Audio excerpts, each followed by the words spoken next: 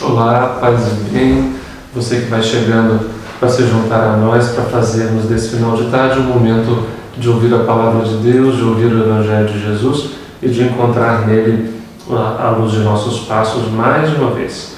E aí, hoje, nós já na semana passada tínhamos começado a ler o capítulo 13 do Evangelho de São Mateus, aquele capítulo em que Jesus começa a contar as parábolas do reino.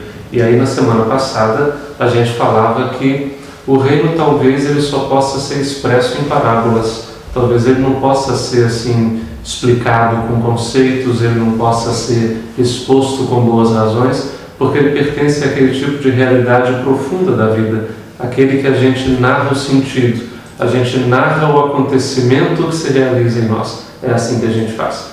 Então Jesus também narra o sentido que o reino tem e aquilo que ele gera na gente, o tipo de experiência que ele faz eclodir como uma semente semeada que brota em nós. Foi isso que nós ouvimos semana passada, que o reino talvez seja então como um semeador que sai a semear, e nós vimos o itinerário que esse semeador e que essa boa semente percorrem à procura de boa terra. Isso era o começo do capítulo 13 de Mateus.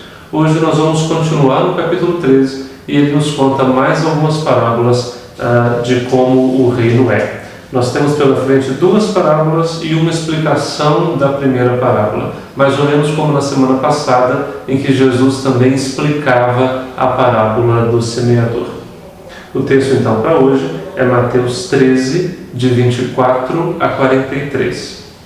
E o texto diz assim: naquele tempo não faz parte do texto, diferente da semana passada. Naquele tempo aqui é apenas a introdução litúrgica do texto. Naquele tempo, então, Jesus contou outra parábola à multidão. O reino dos céus é como um homem que semeou boa semente no seu campo. Bom, o campo semântico ainda é o mesmo, né? Ainda estamos nesse campo semântico de semente, de semeadura, de semeador, esse campo agrícola. Como semana passada, em Mateus é sempre o reino dos céus. Ele, como um bom herdeiro da fé de Israel, ele não pronuncia o nome de Deus assim, mas tudo aquilo que se refere a Deus, ele sempre diz que é dos céus. Então o reino é dos céus, o Pai é Pai nosso que está nos céus e por aí vai. Então o reino dos céus é como um homem que semeou boa semente no seu campo. Enquanto todos dormiam, veio seu inimigo, semeou joio no meio do trigo e foi embora.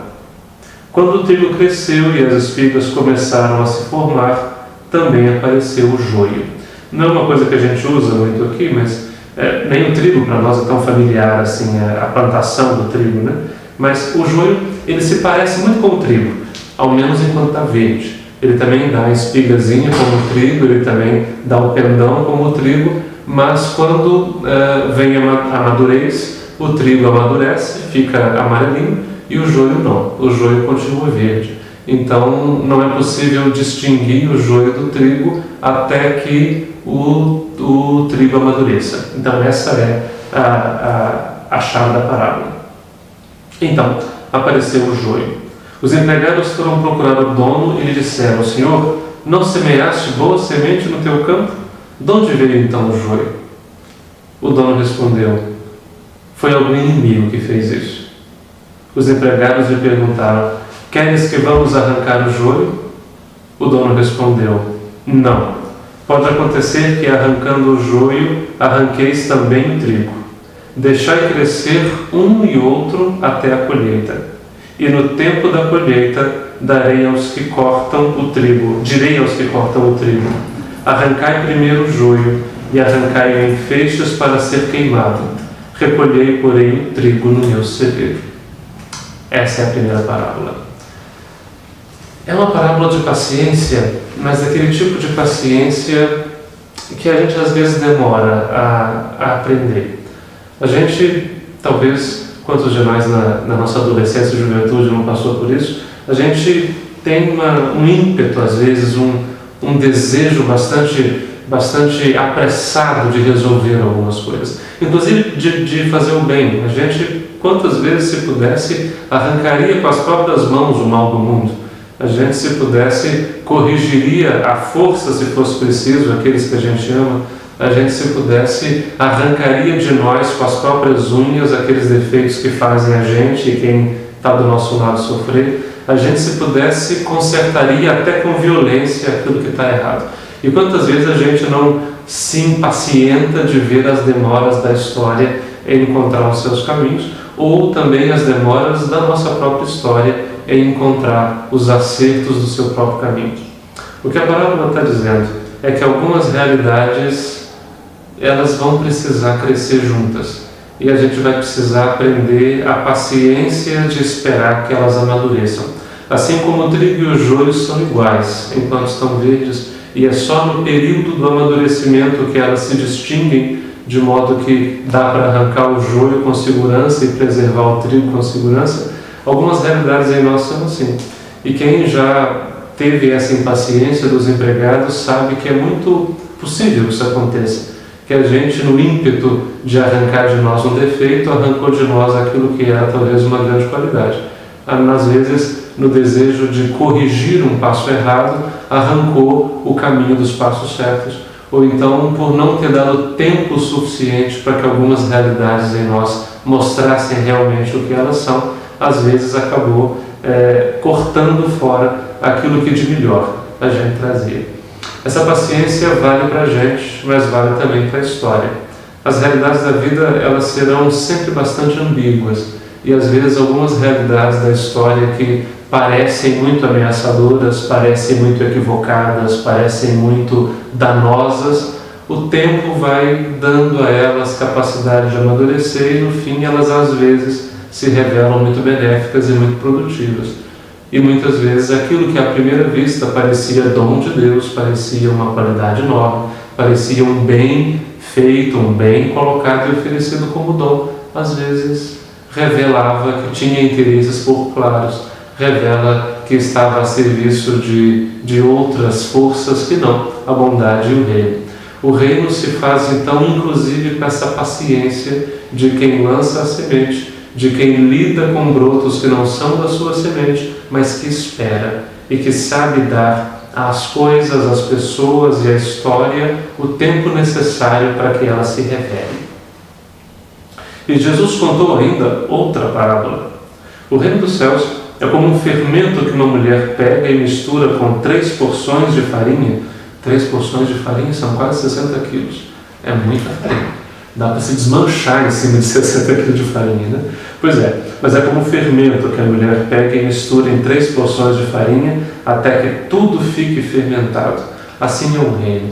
O fermento é meio suspeito, porque o fermento, não pense aqui no fermento químico, né? Pense no fermento biológico. O fermento biológico ele é meio podre por natureza, né? O fermento ele é meio impuro, meio sujo, meio suspeito por natureza.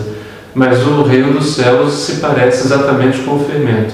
E com essa ação do fermento que silenciosamente, no meio da grandeza da massa, ele às vezes pequeno, singelo, sem cor, sem cheiro, sem sabor, ele se mistura e faz com que aquela massa dura, aquela massa sólida se areje, e aquela massa arejada se torne possível de ser assada e de ser comida. Uma comida, um bolo, um pão em que o fermento não agiu, não presta por muita coisa. O fermento não é para dar gosto, mas ele serve para que aquilo que tem gosto, a massa, possa ser arejado, possa ser assado e possa se tornar alimento. Então o reino também é assim.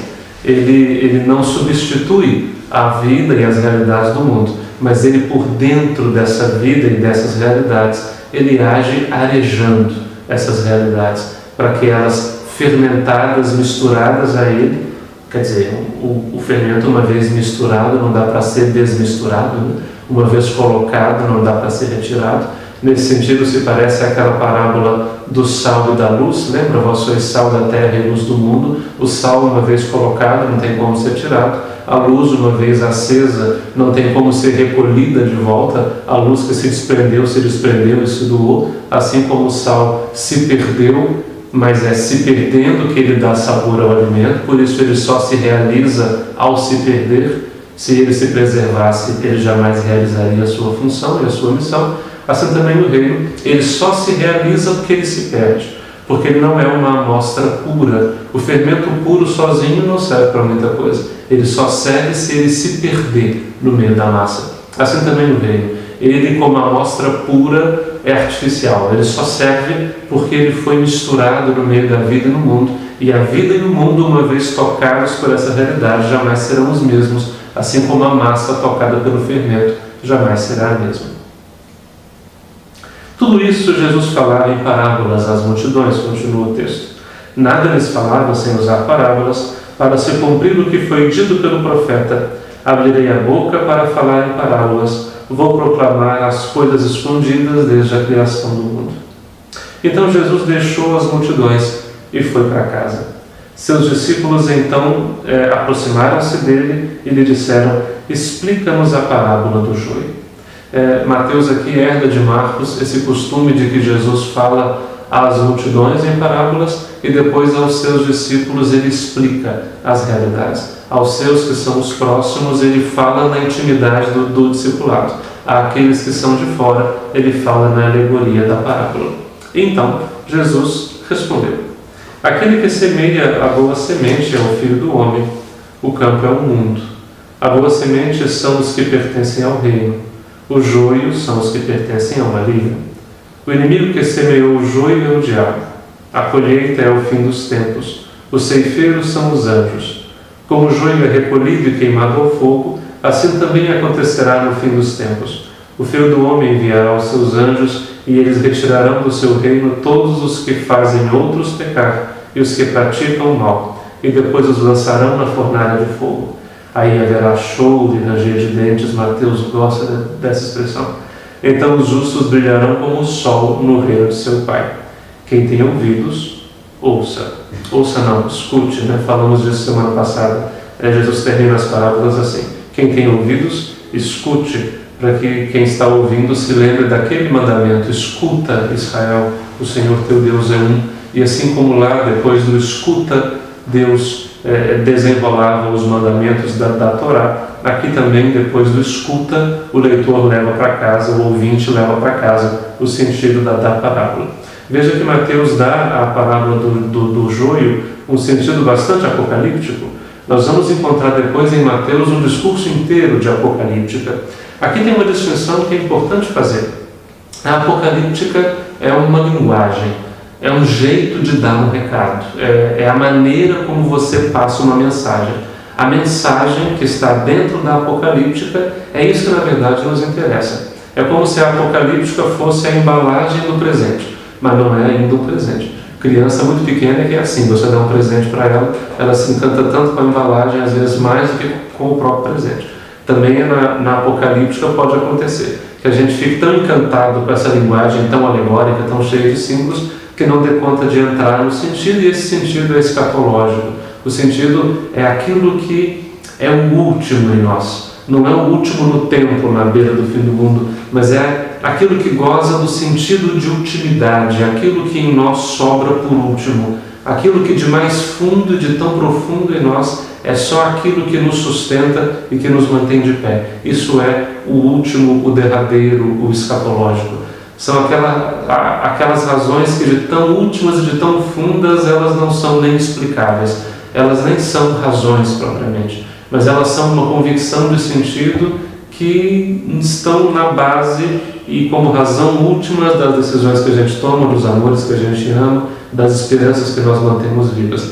Isso é a realidade escatológica e que transborda para fora da nossa história, é a nossa esperança. Quer dizer, a esperança que nós colocamos de que a solidariedade, a generosidade sejam o sentido mais profundo e mais belo da vida humana, isso ninguém de nós vai dar conta de provar nunca.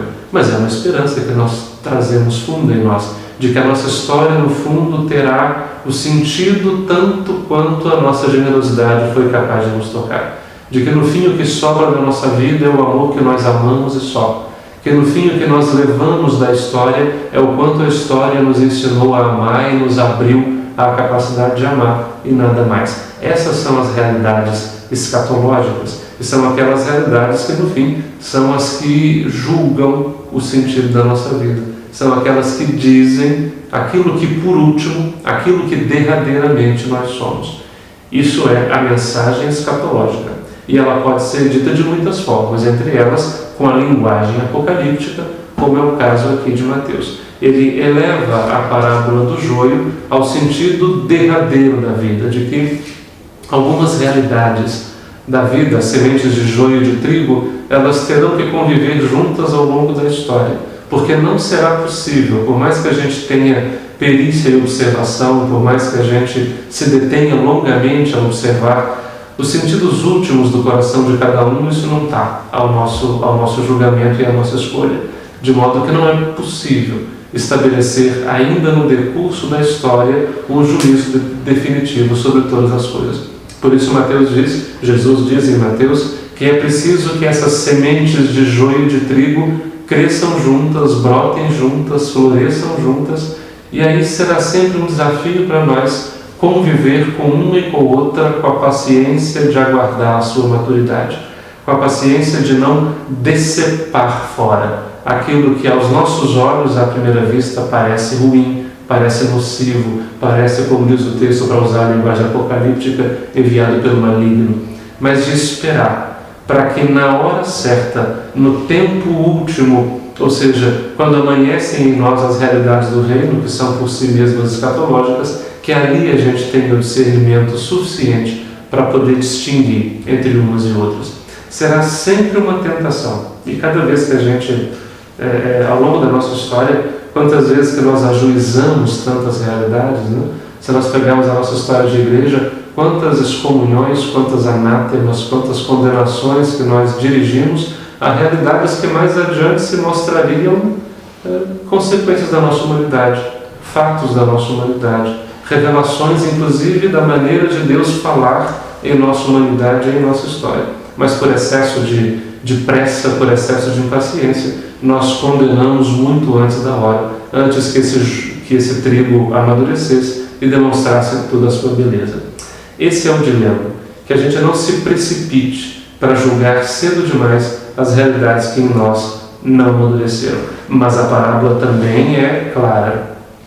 Ali, quando amadurecer, não tem mais que esperar.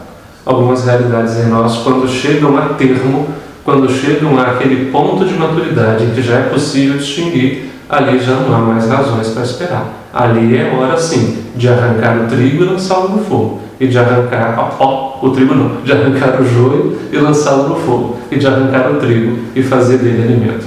Talvez o reino possa, as realidades do reino possam ser essas realidades que a gente observa com a paciência de um semeador experiente, que sabe esperar o tempo certo de colheita, que sabe que não adianta forçar a planta a crescer antes da hora, que sabe que algumas realidades não dependem da pressa de nossas mãos, mas que elas têm o seu próprio ritmo de crescimento e que cabe a nós, como pequenas peças desse grande jogo da vida, saber esperar com essa paciência, sem se precipitar, mas também sem perder a hora. Às vezes no confessionário é difícil que a pessoa compreenda isso, que eu costumo brincar com elas assim, quando é uma dona de casa, eu brinco, veja bem, a senhora passa café com água fria? Ela ri e fala, é claro que não. Eu digo, pois é. Então tem coisa que não adianta apressar. Agora, depois que a água ferveu, adianta esperar mais? Ela fala, é claro que não, a água vai secar. Pois é. Algumas realidades na vida são assim. Antes da hora não é hora, dizia Frei Flávio. Depois da hora não é hora. Porque algumas coisas, elas têm que ser vigiadas e esperadas com o discernimento do reino. Que quando elas revelam aquilo que elas são, mas só ali será possível discernir e distinguir. Que nós aprendamos das parábolas de Jesus essa paciência histórica, mas também essa decisão de tomar as atitudes quando for a hora, mas nem um minuto antes. E que aquelas realidades em nós, que ainda são ambíguas, que ainda são difíceis de discernir, que ainda são aquelas sobre as quais nós não compreendemos bem ainda o que elas são, ou que na nossa história, estamos vendo aí essa pandemia, e nesses 4 meses de pandemia, quanta coisa já foi condenada, quanta coisa já foi lançada fora, dizendo que era joio, mas vai saber. E quanta coisa que nós estamos guardando, dizendo que é trigo, mas vai saber. Então, é preciso essa reverência atenta com a história. Porque para aquele que crê em Jesus, a história não é só esse palco empoeirado da vida humana à espera da realidade que há de vir, que é um reino futuro no céu, não é isso? Mas a história é o lugar onde essas sementes do reino estão lançadas e vão florescendo, juntas com outras tantas sementes que vão florescendo em nós e que na hora certa devem ser extinguidas, na hora certa e não antes. E que o reino possa se misturar à nossa vida como esse fermento se mistura na massa. Silencioso, pequeno, pouco, mas que uma vez tocando a massa possa transformá-la para sempre. E essa massa às vezes tão dura, tão comprimida da nossa vida, às vezes tão fechada, possa, tocada por esse fermento, se arejar e se abrir e crescer e ganhar verdadeiramente o sabor que torna a nossa vida alimento. Que o reino de Deus possa ser essa realidade silenciosa, mas concreta, pequena, mas verdadeira, que faz toda a diferença na nossa vida e na vida do mundo. E como semeadores fiéis do reino, como ceifadores pacienciosos do reino, ou como essa mulher que mistura o fermento na massa, que o reino seja sempre a preocupação da nossa ação e da nossa consciência, e que no nosso modo de pensar e agir, ele possa sempre transparecer como essa realidade que de fato modifica a nossa vida. Paz e bem.